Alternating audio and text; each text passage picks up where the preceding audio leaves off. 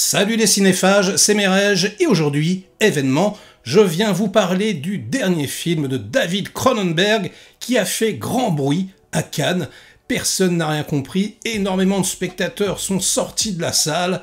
Un film sur le deuil, un film testamentaire crépusculaire, incompréhensible, enfin bref, on a tout entendu, avec dans le rôle principal Vincent Cassel, qu'il retrouve pour la troisième fois. La première, c'était dans Les Promesses de l'Ombre, la deuxième dans Dangerous Method, et donc, cette fois-ci, il a le lead role dans Les Linceuls, avec également Diane Kruger et Guy Pearce. J'aime beaucoup le casting, j'adore Cronenberg, je me suis donc jeté dessus, avec quelques appréhensions, puisque, ouais, on n'avait pas entendu que du bien. Alors, qu'est-ce que ça vaut? C'est compliqué, on va dire ça comme ça. Déjà, le film est extrêmement beau, ça, on va tout de suite mettre les choses au clair. C'est très simple, on va dire que la réalisation est très scolaire, hormis quelques plans ultra impactants, notamment le premier plan du film, l'ouverture, sous terre, je vous en dis pas plus. Waouh! Vraiment, c'est assez estomacant, c'est vraiment un des plans de cinéma les plus beaux que j'ai vus. En plus, il répond parfaitement au dernier plan du film, que je vais pas vous spoiler ici, mais qui est magnifique également, j'ai trouvé. C'est un film donc sur le deuil, un film d'anticipation, on sait pas trop où on est dans le futur, enfin c'est étrange, ça ressemble quelque peu à un épisode de Black Mirror, et en gros, Vincent Cassel, il interprète un personnage qui a inventé la possibilité de communiquer entre guillemets avec les morts lorsqu'ils sont enterrés. D'accord, donc vous avez des tombes connectées avec des écrans. Les cadavres sont enroulés dans un linceul un peu particulier, truffé de caméras, de capteurs, etc.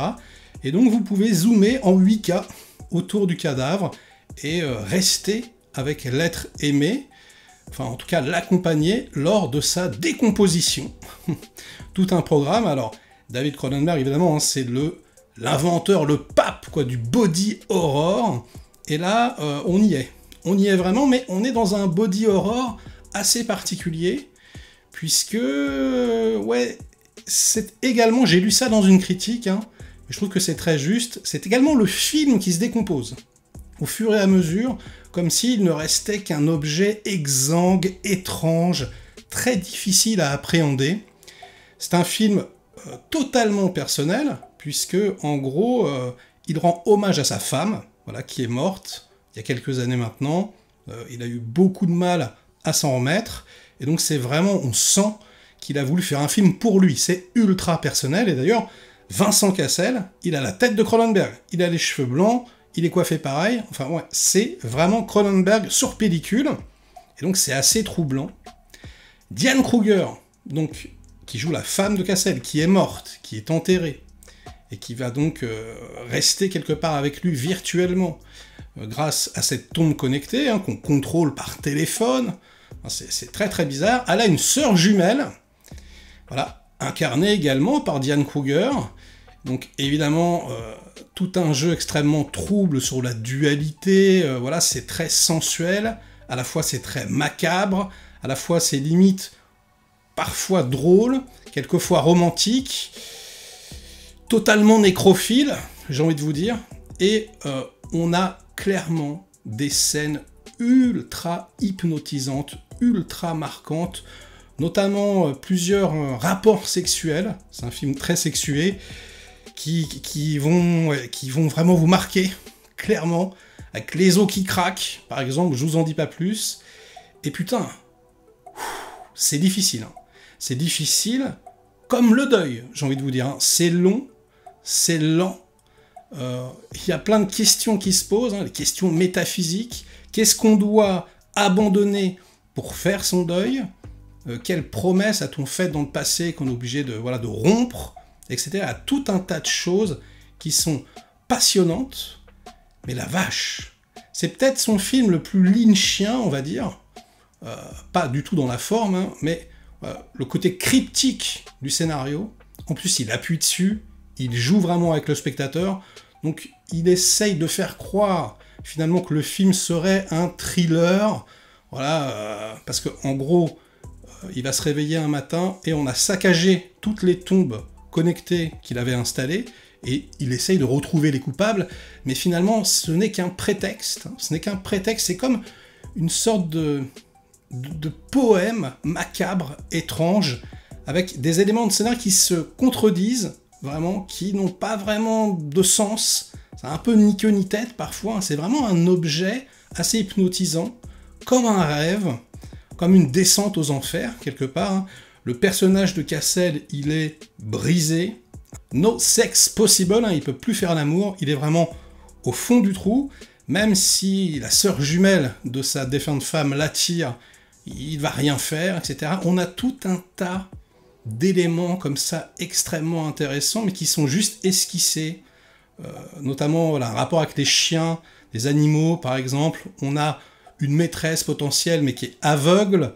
Voilà, enfin, il y a tout un tas de symboles ultra impactants, ultra forts, mais finalement, quelque part, c'est assumé à 100%.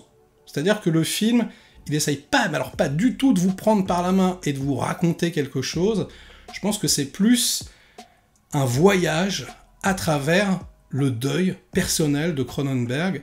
Et donc, je pense que quelque part, il n'y a que lui qui peut vraiment tout comprendre. Et vous, spectateurs, vous allez vous retrouver devant un objet assez incroyable, très beau à regarder, avec, encore une fois, comme d'habitude, une musique de Howard Shore absolument magnifique. D'ailleurs, il n'y en a quasiment pas. Des petits Roland de Basic Instinct, comme ça, c'est assez curieux. Et puis un générique de départ également, avec des formes, on dirait, on ne sait pas trop, on dirait que c'est une âme, ça ressemble à des corps, mais qui seraient redevenus poussière, si vous voulez. Et c'est un peu ça le film n'a pas de forme. Si vous voulez, le film, il s'évapore à mesure que vous le regardez. Donc je pense effectivement que ça va en laisser pas mal sur le carreau, clairement, même si vous êtes fan du bonhomme. Si vous êtes fan du bonhomme, préparez-vous à rentrer dans un voyage extrêmement austère, mais, encore une fois, il y a des dizaines de séquences qui sont ultra impactantes, il y a énormément de dialogues, c'est très très verbeux, ça parle vraiment beaucoup pour vous mettre sur des fausses pistes. Voilà, on va parler de technologie, on va parler de complot, c'est un film 100% complotiste, mais tout ça, finalement, c'est très vain, ça ne sert à rien, et on va juste raconter l'histoire d'un homme qui essaie de reprendre sa vie en main. Je trouve que c'est à la fois satisfaisant parce qu'on est devant un objet radical, vraiment quelque chose qui vous prend et je pense qu'il va vous impacter longtemps, et à la fois devant un Cronenberg peut-être assez décevant, parce qu'il ne ressemble pas vraiment à ce qu'il faisait d'habitude. Là on est dans le body horror, mais ce qui se décompose, c'est plus la mémoire, la psyché, enfin c'est très très très très étrange, mais ça n'en demeure pas moins un film absolument passionnant. J'ai trouvé, donc vous me direz ce que vous en pensez. Est-ce que vous pensez que c'est un de ses moins bons films, un de ses meilleurs? Est-ce que ça vous a fait ni chaud ni froid? C'est à vous de jouer, et sur ces bonnes paroles, ce sera la fin de cette critique, mais pas de la vidéo, car vous le savez désormais sur la chaîne, je cache une petite image subliminale lors de toutes mes critiques. Et là, c'est le cas. Attention, ne clignez pas des yeux, c'est très très furtif. 3 images par seconde, c'est juste un flash. Voilà, et vous devez retrouver le titre d'un film secret, si vous l'avez, eh bien vous le marquez dans les commentaires. Et dans la vidéo précédente, il fallait reconnaître Miracle sur la 8e rue, une production Spielberg. J'adore ce film, franchement, si vous ne l'avez pas vu, jetez-vous dessus. En gros, il y a un immeuble qu'on doit dégommer, les habitants, ils veulent pas s'en aller, et les promoteurs leur mettent la pression, etc. Et ils vont se faire aider par des aliens, des extraterrestres, mais des extraterrestres très particuliers, puisqu'il s'agit de toutes petites soucoupes volantes miniatures. Ils sont trop mignons, franchement, c'est excellent. Vous pouvez regarder ça en famille, c'est génial. Ça n'a pas du tout vieilli, les effets spéciaux sont très très bons. Enfin voilà, c'est vraiment un film très très touchant, assez magique, qui va lorgner vraiment du côté de E.T., c'est vraiment l'esprit Amblin. Donc félicitations à ceux qui ont trouvé, bon courage pour l'image subliminale du jour, Et sur ces bonnes paroles, ce sera maintenant la fin définitive de la vidéo. Likez-la si elle vous a plu, diverti un minimum. Délikez-la sinon. Inondez-moi de commentaires comme d'habitude pour faire marcher le petit robot YouTube. Et nous, on se retrouve très vite pour de prochaines aventures. Ciao!